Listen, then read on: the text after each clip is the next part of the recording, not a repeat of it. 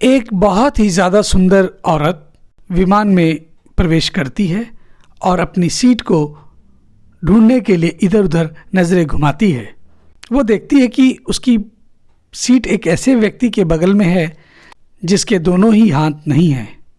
महिला को उस अपाहिज व्यक्ति के पास बैठने में झिझक महसूस होती है।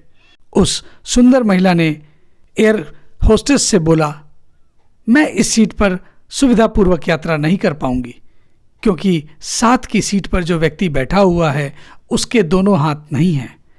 उस सुंदर महिला ने एयर होस्टेस से सीट बदलने के लिए निवेदन किया। असहज हुई एयर होस्टेस ने पूछा, मैम, क्या मुझे आप कारण बता सकती हो? सुंदर महिला ने जवाब दिया, मैं ऐसे लोगों को बिल्कुल भी पसंद नहीं करती।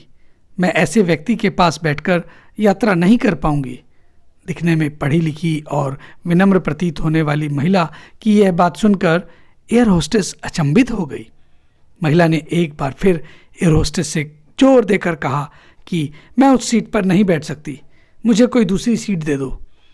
एयर होस्टेस ने खाली सीट की तलाश में चारों ओर नज़र घुमाई पर कोई भी सीट खाली नहीं दिखाई पड़ी।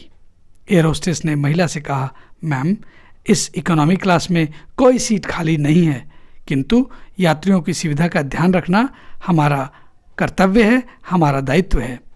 मैं विमान के कप्तान से बात करती हूँ, कृपया तब तक थोड़ा धैर्य रखें। ऐसा कहकर होस्टेस कप्तान से बात करने अंदर कॉकपिट में चली गई।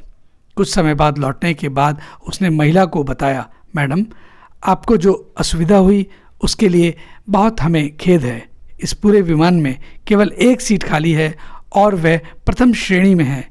मैंने हमारी टीम से बात की और हमने एक असाधारण निर्णय लिया है।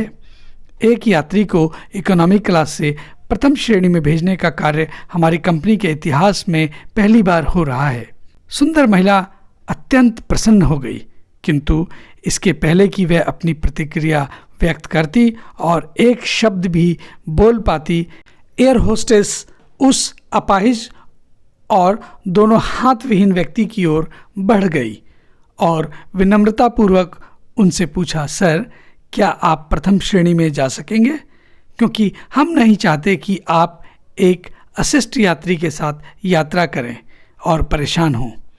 यह बात सुनकर सभी यात्रियों ने ताली बजाकर इस निर्णय का स्वागत किया। वह अति सुंदर दिखने वाली महिला तो अब शर्म से नजरें ही नहीं उठा पा रही थी। तब उस अपाहिज व्यक्ति ने खड़े होकर कहा, मैं एक भूतपूर्व सैनिक हूँ और मैंने एक ऑपरेशन के दौरान सीमा पर हुए बम विस्फोट में अपने दोनों हाथ खोए थे। सबसे पहले जब मैंने इन देवी जी की चर्चा सुनी तब मैं सोच रहा था कि मैंने किन लोगों की सुरक्षा के लिए अपनी जान को जोखिम में डाला और उसके बाद अपने दोनों हाथ गंवाए। लेकिन जब आप सभी की प्रतिक्रिया देखी तो अब अपने आप पर मुझे गर्व महसूस हो रहा है कि मैंने अपने देश और देशवासियों की खातिर अपने दोनों हाथ गंवाए। और इतना कहकर वह प्रथम श्रेणी में चला गया।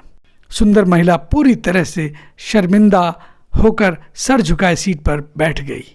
अगर विचारों में उदारता नहीं है तो ऐसी सुंदरता का कोई मूल्य नहीं, ऐसी सुंदरता की कोई कीमत नहीं। व्यर्थ और बेकार है इस तरह की सुंदरता। तो दोस्तों, ये थी आज की कहानी। आपको कैसी लगी अपनी राय कमेंट बॉक्स में लिखें और पसंद आई हो तो इसको अधिक से अधिक लाइक करें, ज़्यादा से ज़्यादा शेयर करें और कृपया हमारे इस चैनल को भी सब्सक्राइब करना ना भूलें। इस कहानी को सुनने के लिए आप सबका बहुत बहुत धन्यवाद।